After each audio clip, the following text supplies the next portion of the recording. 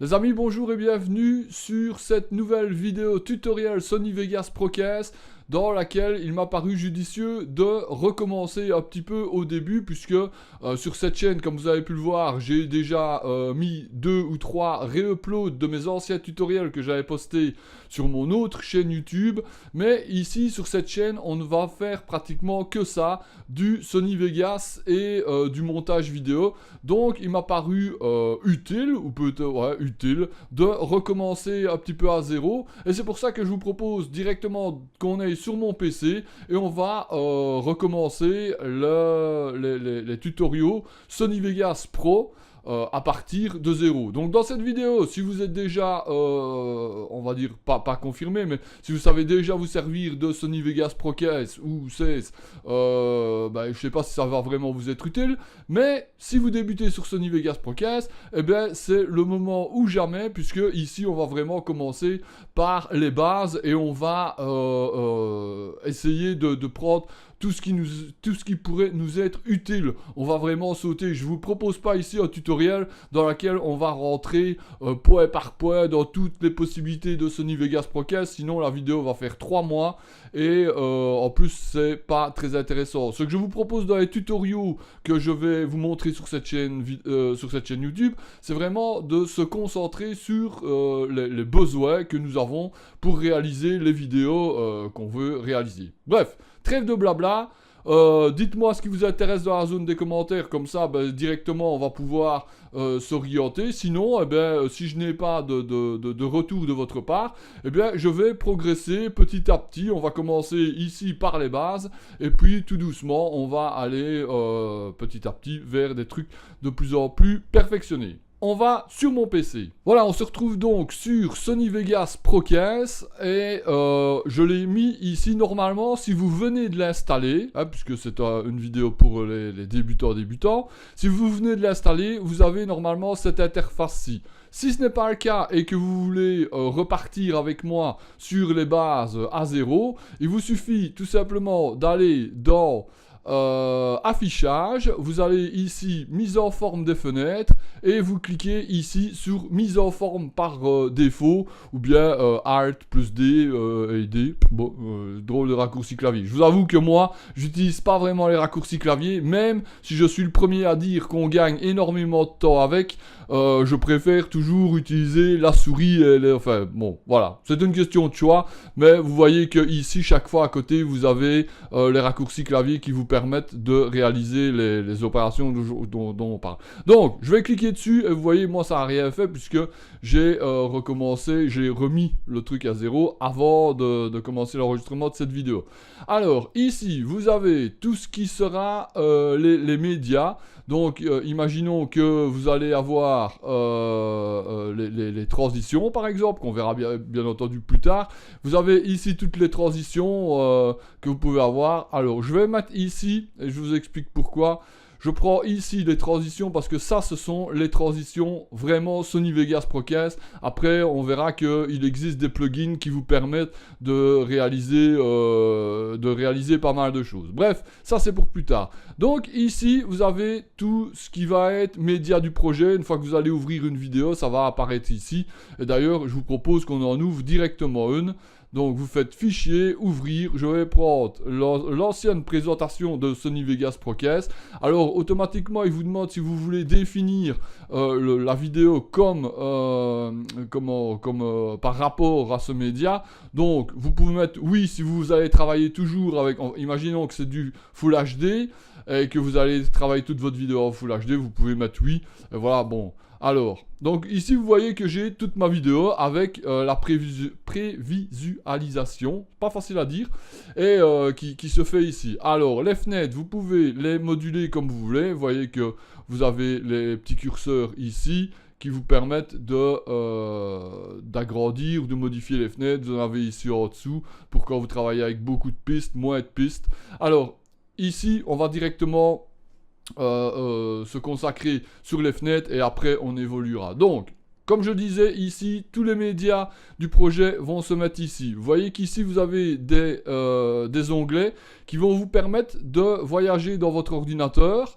vous avez un onglet transition qui va vous permettre forcément d'effectuer des transitions entre deux morceaux de vidéo ou entre deux vidéos, ça on le verra après.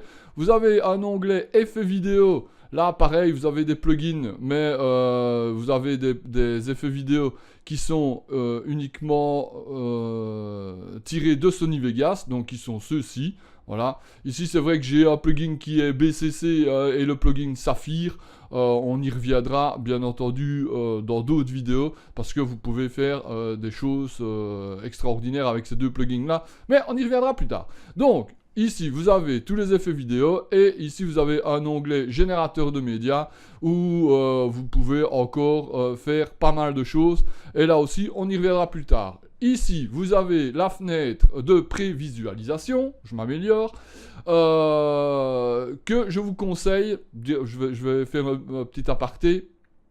Si vous avez une machine qui n'est pas super puissante ou qui n'est pas puissante, hein, je vous conseille de mettre ici la fenêtre en pas trop grand. C'est vrai que vous allez moins bien voir, mais lorsque vous travaillez ici sur vos pistes, vous n'avez pas spécialement besoin de voir un rendu en direct. Par contre, ce que vous pouvez faire, c'est travailler ici quand vous avez beaucoup de pistes, et puis après, réagrandir quand vous voulez voir ce que vous voulez voir. Niveau qualité de l'image, vous avez ici un petit, la prévisualisation automatique, et vous avez ici 4 qualités. Là, encore une fois, ça va dépendre aussi de la performance de votre machine. Donc, si vous avez une machine, je ne sais pas si vous utilisez par exemple Sony Vegas sur un ordinateur portable, avec une carte graphique qui est peut-être un petit peu bancale, je vous conseille de passer en brouillon et en auto. Alors, il y a auto complet, bon, demi-écart, bah, c'est demi-écart forcément, hein, je vous explique pas ce que c'est la moitié ni le quart, mais en automatique, bah, forcément, c'est le programme qui va choisir par rapport à la puissance de votre PC. En complet, ça va être la qualité maximum. Moi, ici, généralement, je le mets, quand je veux voir vraiment ce que ça va donner en rendu, donc ce que ça va donner lorsque je le publierai, je le mets en optimisé complet. Là, c'est ce qui bouffe le plus de ressources de votre machine.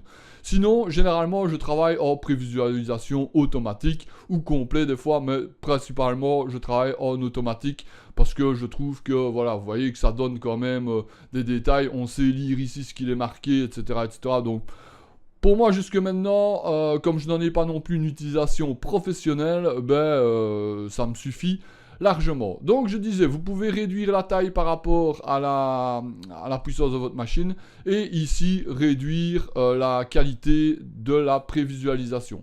Vous avez un autre onglet qui est le petit engrenage qui va vous donner la possibilité de faire toutes les propriétés de votre vidéo. Donc pour ça, vous cliquez dessus et vous voyez qu'ici alors vous avez la possibilité soit de choisir des rendus qui sont déjà enfin des formats, pardon, pas des rendus, des formats qui sont déjà prédéfinis, soit vous avez la possibilité carrément de les rentrer manuellement, et ça on verra tout ça en détail dans une autre vidéo, puisque il y a énormément de possibilités de faire. Ici vous pouvez modifier tous les paramètres vidéo, les paramètres audio, et bon les CD, bon je crois qu'il n'y a plus personne qui utilise des CD, donc je vais même pas en parler, puisque comme je vous l'ai dit, je veux me concentrer sur ce qui est vraiment utile. Et ça, bon, là ici le rendu, ça pourra être vraiment utile. Ici, on va passer à la fenêtre du bas. Vous avez donc vos pistes, et vous avez deux genres de pistes à la base. C'est une piste vidéo pour vous donner l'image, et une piste audio forcément pour vous donner le son.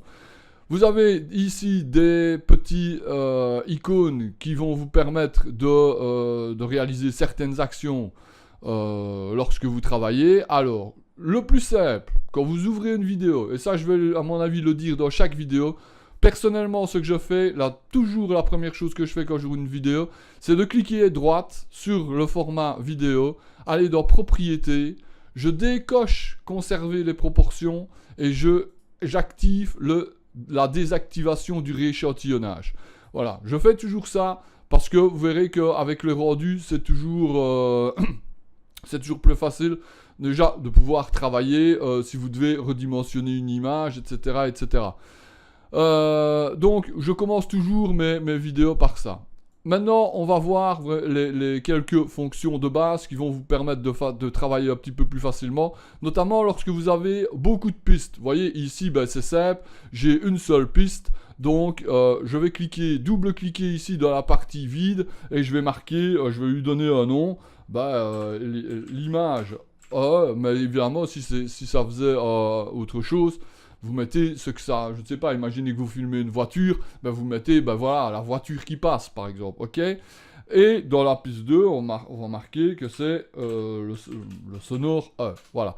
Comme ça, lorsque vous allez avoir, imaginons qu'on a 25 ou 30 pistes, parce que des fois ça arrive, eh bien, vous allez pouvoir vous retrouver facilement sans devoir regarder, ah tiens, c'est quoi ça? Parce qu'une fois que vous zoomez, donc pour zoomer dans l'image, il vous suffit de faire aller la molette de votre souris et vous voyez que ça zoome et ça dézoome dans la piste. D'ailleurs, vous le voyez ici à la barre. Vous voyez que la barre elle est plus petite, la barre est plus longue. Vous avez évidemment la possibilité ici de le faire également. Vous voyez, hein, vous avez un petit plus et un petit moins. Mais bon, honnêtement, la molette de la souris, je trouve, fonctionne quand même beaucoup mieux. Donc vous donnez un nom à chacune de vos pistes, c'est beaucoup plus facile pour travailler, et puis après ben, vous pouvez les mettre parce que, attendez, je vais vous montrer rapidement, donc pour rajouter une piste, ça aussi ça peut être utile et c'est vraiment la base, vous allez ici dans le bras, vous cliquez droit et vous faites insérer une piste vidéo ou insérer une piste audio. À savoir que si vous cliquez sur insérer une piste audio, ça n'insère qu'une piste audio, mais si vous cliquez sur insérer une piste vidéo, ici vous voyez que ça a inséré une piste vidéo, mais si vous allez rechercher un deuxième fichier, je vais prendre celui-là. Voilà, vous voyez qu'il a automatiquement inséré la piste vidéo. Alors, maintenant, ici, je vous parlais justement, alors, je vais marquer image 2, par exemple, et là, alors, je vais mettre, hop, volume 2, ok, et on va faire, comme je viens de dire, propriété, clic droit, propriété, on enlève les proportions, on coche ça, ok. Et vous voyez que ici, imaginons que vous êtes zoomé comme ça, ben vous ne savez pas, tiens, c'est quoi cette piste-là, c'est quoi celle-là, bon, ici parce qu'il est marqué le titre, mais sinon, vous voyez que grâce à l'image, vous pouvez glisser les pistes là où vous voulez, et par exemple, rassembler les images si vous voulez, par exemple, couper au même endroit chaque piste.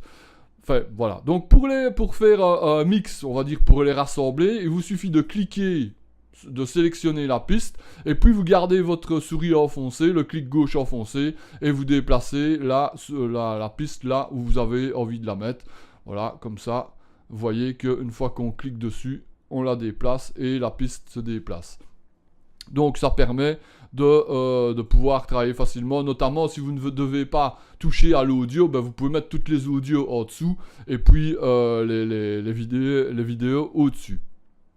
Donc ça c'était un petit peu la base. Vous avez également l'onglet préférences, mais là vous voyez le nombre de choses qu'il y a à faire, on va le voir plus tard parce qu'il y a 2-3 petites options qui sont vachement utiles et qui moi au début m'ont fait perdre énormément de temps parce que je ne savais même pas qu'elles existaient.